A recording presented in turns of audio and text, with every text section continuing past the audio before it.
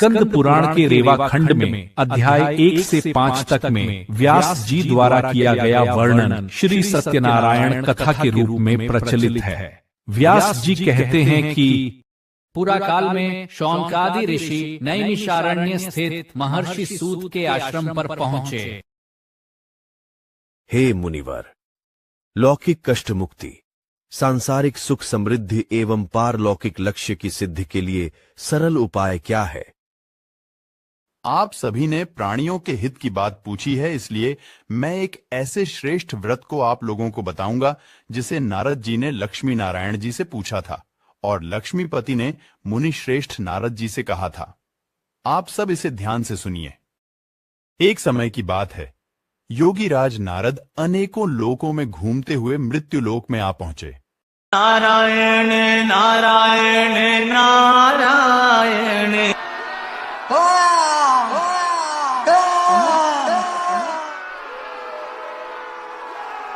अरे, पृथ्वी लोक पर तो हाहाकार मचा है, लोग बड़े कष्ट में हैं। चलता हूं विष्णु लोक, भगवान विष्णु से उपाय पूछूंगा। नारायण नारायण नारायण नारायण नारायण नारायण नारायण नारायण नारायण।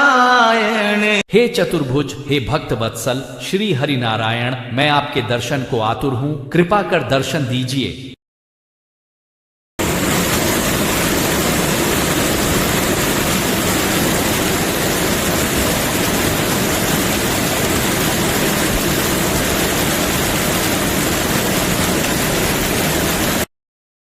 नारद का प्रणाम स्वीकार हो भगवान।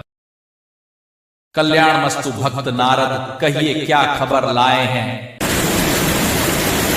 हे भगवान, पृथ्वी लोक में लोग अपने ही किए कर्मों के कारण घोर कष्ट पा रहे हैं। कृपा कर ऐसा उपाय बताइए कि उनका दुख दूर हो तथा मनोवांछित फल की प्राप्ति हो। मैं आपके लोक कल्याण की भावना से प्रसन्न होकर दुखों से निवृत्ति का उपाय बता रहा हूं। ध्यानस्थ होकर सुनिए।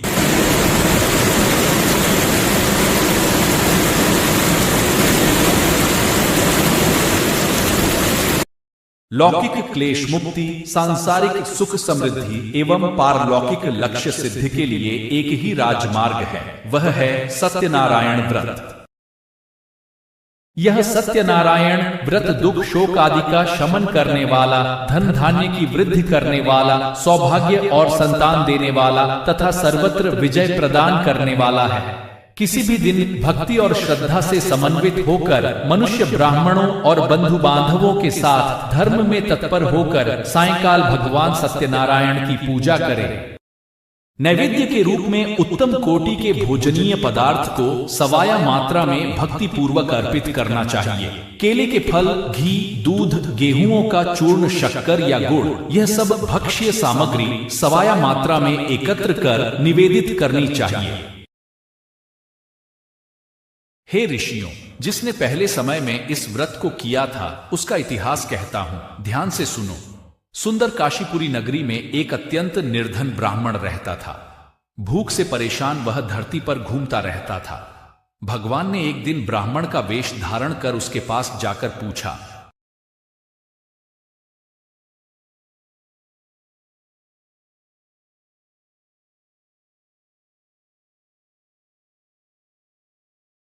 हे विप्र, नित्य दुखी होकर तुम पृथ्वी पर क्यों घूमते हो? मैं निर्धन ब्राह्मण हूँ, भिक्षा के लिए धरती पर घूमता हूँ। हे भगवान, यदि आप इसका कोई उपाय जानते हो तो बताइए।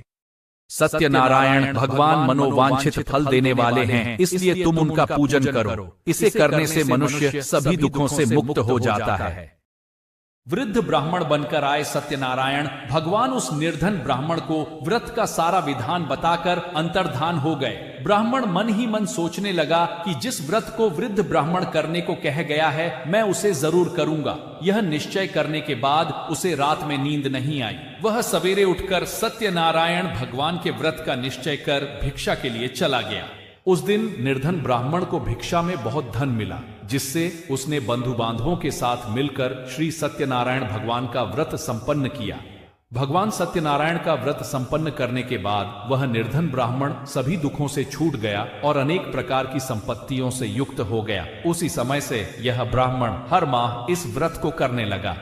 इस तरह से सत्यनारायण भगवान के व्रत को जो मनुष्य करेगा वह सभी प्रकार के पापों से छूटकर मोक्ष को प्राप्त होगा। जो मनुष्य इस कथा को सुनेगा वह भी सभी दुखों से मुक्त हो जाएगा। हे विप्रो, नारद जी से नारायण जी का कहा हुआ श्री सत्यनारायण व्रत को मैंने तुमसे कहा, मैं अब और क्या कहूं? हे मुनिवर, संसार में उस विप्र से सुनकर और किस किस ने इस व्रत को किया, हम सब इस बात को सुनना चाहते हैं। इसके लिए हमारे मन में श्रद्धा का भाव है। हे मुनियों, जिसने इस व्रत को किया है वह सब सुनो। एक समय वही विप्र धन वैश्वर्य के अनुसार अपने बंधु बांधवों के साथ इस व्रत को करने को तैयार हुआ। उसी समय एक लकड़ी बेचने वाला बूढ़ा आदमी आया और लकड़ियां बाहर रखकर अंदर ब्राह्मण के घर में गया। प्यास से दुखी वह लकड़हारा उनको व्रत करते देख विप्र को नमस्कार कर पूछने लगा कि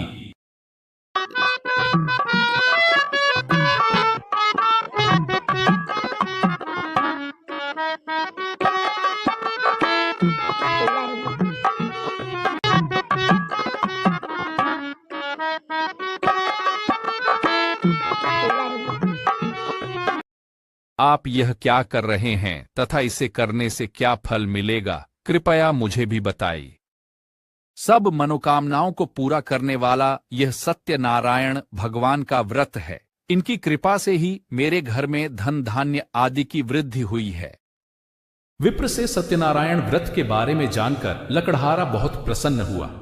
चरणामृत लेकर व प्रसाद खाने के बाद वह अपने घर गया। लकड़हारे ने अपने मन में संकल्प किया कि आज लकड़ी बेचने से जो धन मिलेगा उसी से श्री सत्यनारायण भगवान का उत्तम व्रत करूंगा। मन में इस विचार को ले बूढ़ा आदमी सिर पर लकड़ियां रख उस नगर में बेचने गया। उसे अपनी लकड़ियों का दाम पहले से 4 गुना अधिक मिलता है। बूढ़ा प्रसन्नता के साथ दाम लेकर केले, शक्कर, घी, दूध, दही और गेहूं का आटा ले और सत्यनारायण भगवान के व्रत की अन्य सामग्रियां लेकर अपने घर गया। वहां उसने अपने बंधु बांधवों को बुलाकर विधि विधान से सत्यनारायण भगवान का पूजन और व्रत किया। इस व्रत के प्रभाव से वह बूढ़ा लकड़हारा धनपुत्र आदि से युक्त होकर संसार के समस्त सुख भोग अंतकाल में बैकुंठ धाम चला गया।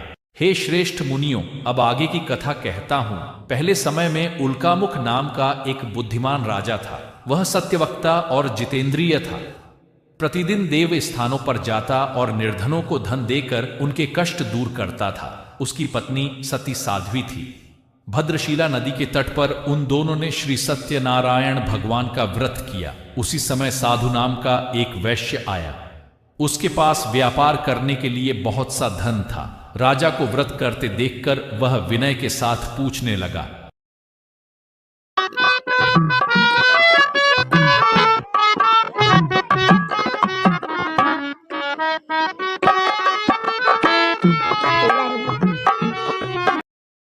हे राजन, भक्ति भाव से पूर्ण होकर आप यह क्या कर रहे हैं? मैं सुनने की इच्छा रखता हूं, तो आप मुझे बताइए। हे साधु, अपने बंधु बांधवों के साथ पुत्रादि की प्राप्ति के लिए एक महाशक्तिमान श्री सत्यनारायण भगवान का व्रत व पूजन कर रहा हूं। हे राजन, मुझे इस व्रत का सारा विधान कहिए। आपके कथनानुसार मैं भी इस व्रत को करूंगा। मेरी भी संतान नहीं है और इस व्रत को करने से निश्चित रूप से मुझे संतान की प्राप्ति होगी। राजा से व्रत का सारा विधान सुन व्यापार से निवृत्त हो वह अपने घर गया। साधु वैश्य ने अपनी पत्नी को संतान देने वाले इस व्रत का वर्णन कह सुनाया और कहा कि जब मेरी संतान होगी तब मैं इस व्रत को करूंगा। साधु ने इस तरह के वचन अपनी पत्नी लीलावती से कहे। भगवान की अनुकंपा से उसके घर एक सुंदर कन्या ने जन्म लिया। दिनों दिन वह ऐसे बढ़ने लगी जैसे कि शुक्ल पक्ष का चंद्रमा बढ़ता है। माता पिता ने अपनी कन्या का नाम कलावती रखा। एक दिन लीलावती ने मीठे शब्दों में अपने पति को याद दिलाया कि आपने सत्यनारायण भगवान के जिस व्रत को करने का संकल्प किया था उसे करने का समय आ गया है, आप इस व्रत को करिए।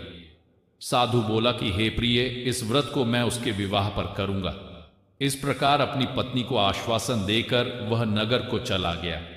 कलावती पिता के घर में रह वृद्ध को प्राप्त हो गई। साधु ने एक दिन अपने दूत को बुलाया और कहा कि मेरी कन्या के योग्य वर देख कर आओ। साधु की बात सुनकर दूत कंचन नगर में पहुंचा और वहां देखभाल कर लड़की के सुयोग्य वाणिक पुत्र को ले आया। सुयोग्य लड़की को देख साधु ने बंधु बांधवों को बुलाकर अपनी पुत्री का विवाह कर दिया। लेकिन दुर्भाग्य की बात यह कि साधु ने अभी भी श्री सत्यनारायण भगवान का व्रत नहीं किया। इस पर श्री भगवान क्रोधित हो गए और श्राप दिया कि साधु को अत्यधिक दुख मिले। अपने कार्य में कुशल साधु बनिया जमाई को लेकर समुद्र के पास स्थित होकर रत्नासरपुर नगर में गया। वहां जाकर दामाद ससुर दोनों मिलकर चंद्रकेतु राजा के नगर में व्यापार करने लगे। एक दिन भगवान सत्यनारायण की माया से एक चोर राजा का धन चुरा कर भाग रहा था। उसने राजा के सिपाहियों को अपना पीछा करते देख चुराया हुआ धन वहां रख दिया जहां साधु अपने जमाई के साथ ठहरा हुआ था। राजा के सिपाहियों ने साधु वैश्य के पास राजा का धन पड़ा देखा तो वह ससुर जमाई दोनों को बांधकर प्रसन्नता से राजा के पास ले गए और कहा कि उन दोनों चोरों हम पकड़ लाए हैं, आप आगे की कार्यवाही की आज्ञा दें। राजा की आज्ञा से उन दोनों को कठिन कारावास में डाल दिया गया और उनका सारा धन भी उनसे छीन लिया गया। श्री सत्यनारायण भगवान से श्राप से साधु की पत्नी भी बहुत दुखी हुई। घर में जो धन रखा था उसे चोर चुरा ले गए। शारीरिक तथा मानसिक पीड़ा व भूख प्यास से अति दुखी हो अन्न की चिंता में कलावती एक ब्राह्मण के घर गई। वहां उसने श्री सत्यनारायण भगवान का व्रत होते देखा। फिर कथा भी सुनी। वह प्रसाद ग्रहण कर वह रात को घर वापिस आई। कलावती ने अपनी माता से कहा, हे माता, मैंने एक ब्राह्मण के घर में श्री सत्यनारायण भगवान का व्रत देखा है। कन्या के वचन सुन लीलावती भगवान के पूजन की तैयारी करने लगी। लीलावती ने परिवार व बंधुओं सहित सत्यनारायण भगवान का पूजन किया और उनसे वर मांगा कि मेरे पति तथा जमाई शीघ्र घर आ जाए। साथ ही यह भी प्रार्थना की कि हम सबका अपराध क्षमा करें। श्री सत्यनारायण भगवान इस व्रत से संतुष्ट हो गए और राजा चंद्रकेतु को सपने में दर्शन दे कहा कि हे राजन, तुम उन दोनों वैश्यों को छोड़ दो और तुमने उनका जो धन लिया है उसे वापस कर दो। राजा को यह सब कहकर वह अंतर्धान हो गए। प्रातः काल सभा में राजा ने अपना सपना सुनाया। फिर बोले कि बणिक पुत्रों को कैद से मुक्त कर सभा में लाओ। दोनों ने आते ही राजा को प्रणाम किया। राजा मीठी वाणी में बोला, हे महानुभावों, भाग्यवश ऐसा कठिन दुख तुम्हें प्राप्त हुआ है, लेकिन अब तुम्हें कोई भय नहीं है। ऐसा कह राजा ने उन दोनों को नए वस्त्राभूषण भी पहनाए और जितना धन उनका लिया था उससे दुगुना धन वापस कर दिया। वैश्य ने मंगलाचार कर अपनी यात्रा आरंभ की और अपने नगर की ओर चल दिए। उनके थोड़ी दूर जाने पर एक दंडी वेशधारी श्री सत्यनारायण ने उनसे पूछा, हे साधु, तेरी नाव में क्या है? अभिमानी वणिक हंसता हुआ बोला, हे दंडी, आप क्यों पूछते हो? क्या धन लेने की इच्छा है? मेरी नाव में तो बेल व पत्ते भरे हुए हैं। वैश्य के कठोर वचन सुन भगवान बोले, तुम्हारा वचन सत्य हो। दंडी ऐसे वचन कह वहां से दूर चले गए। कुछ दूर जाकर समुद्र के किनारे बैठ गए। दंडी के जाने के बाद साधु वैश्य ने नित्य क्रिया के पश्चात नाव को ऊंची उठते देखकर अचंभा माना और नाव में बेलपत्ते आदि देख वह मूर्छित हो जमीन पर गिर पड़ा। मूर्छा खुलने पर वह अत्यंत शोक में डूब गया। तब उसका दामाद बोला कि आप शोक ना मनाएं, यह दंडी का शाप है, इसलिए हमें उनकी शरण में जाना चाहिए, तभी हमारी मनोकामना पूरी होगी। दामाद की बात सुनकर वह दंडी के पास पहुंचा और अत्यंत भक्तिभाव नमस्कार करके बोला, मैंने आपसे जो जो असत्य वचन कहे थे उनके लिए मुझे क्षमा दें। ऐसा कहकर महान शोकातुर हो रोने लगा। तब दंडी भगवान बोले, हे वणिक पुत्र, मेरी आज्ञा से बार बार तुम्हें दुख प्राप्त हुआ है। तू मेरी पूजा से विमुख हुआ। साधु बोला, हे भगवान, आपकी माया से ब्रह्मा आदि देवता भी आपके रूप को नहीं जानते, तब मैं अज्ञानी कैसे जान सकता हूं? आप प्रसन्न होइए, अब मैं सामर्थ्य के अनुसार आपकी पूजा करूंगा। मेरी रक्षा करो और पहले के समान नौका में धन भर दो। साधु वैश्य के भक्तिपूर्वक वचन सुनकर भगवान प्रसन्न हो गए और उसकी इच्छानुसार वरदान देकर अंतर्धान हो गए। ससुर जमाई जब नाव पर आए तो नाव धन से भरी हुई थी। फिर वहीं अपने अन्य साथियों के साथ सत्यनारायण भगवान का पूजन कर अपने नगर को चल दिए। जब नगर के नजदीक पहुंचे तो दूत को घर पर खबर करने के लिए भेज दिया। दूत साधु की पत्नी को प्रणाम कर कहता है कि मालिक अपने दामाद सहित नगर के निकट आ गए हैं। दूत की बात सुन साधु की पत्नी लीलावती ने बड़े हर्ष के साथ सत्यनारायण भगवान का पूजन कर अपनी पुत्री कलावती से कहा कि मैं अपने पति के दर्शन को जाती हूँ, तू कार्य पूर्ण कर शीघ्र आ जा। माता के से वचन सुन कलावती जल्दी में प्रसाद छोड़ अपने पति के पास चली गई। प्रसाद की अवज्ञा के कारण श्री सत्यनारायण भगवान रुष्ट हो गए और नाव सहित उसका पति अदृश्य हो गया। कलावती अपने पति को वहां ना पाकर रोती हुई जमीन पर गिर गई। नौका को न देख वह कन्या को रोता देख साधु दुखी होकर बोला कि हे प्रभु, मुझसे तथा मेरे परिवार से जो भूल हुई है उसे क्षमा करें। साधु के दीन वचन सुनकर श्री सत्यनारायण भगवान प्रसन्न हो गए और आकाशवाणी हुई, हे साधु, तेरी कन्या मेरे प्रसाद को छोड़कर आई है, इसलिए उसका पति अदृश्य हो गया है। यदि वह घर जाकर प्रसाद खाकर लौटती है तो इसे इसका पति अवश्य मिलेगा। इसी आकाशवाणी सुन कलावती घर पहुंचकर प्रसाद खाती है और फिर आकर अपने पति के दर्शन करती है। उसके बाद साधु अपने बंधु बांधवों सहित श्री सत्यनारायण भगवान का विधि विधान से पूजन करता है। इस लोक का सुख भोग वह अंत में स्वर्ग जाता है। मैं और भी एक कथा सुनाता हूं, उसे भी ध्यानपूर्वक सुनो। तुंगध्वज नाम का एक राजा था। एक बार शिकार हेतु वन में गया। वहां उसने ग्वालों को भक्ति भाव से अपने बंधुओं सहित सत्यनारायण भगवान का पूजन करते देखा। अभिमानवश राजा ने उन्हें देखकर भी पूजा स्थान में नहीं गया और ना ही उसने भगवान को नमस्कार किया। ग्वालों ने राजा को प्रसाद दिया, लेकिन उसने वह प्रसाद नहीं खाया और प्रसाद को वहीं छोड़ वह अपने नगर को चला गया। जब वह नगर में पहुंचा तो वहां सब कुछ तहस नहस हुआ पाया तो वह शीघ्र ही समझ गया कि यह सब भगवान ने ही किया है। वह दोबारा ग्वालों के पास पहुंचा और विधि पूर्वक पूजा करके प्रसाद खाया तो श्री सत्यनारायण भगवान की कृपा से सब कुछ पहले जैसा हो गया।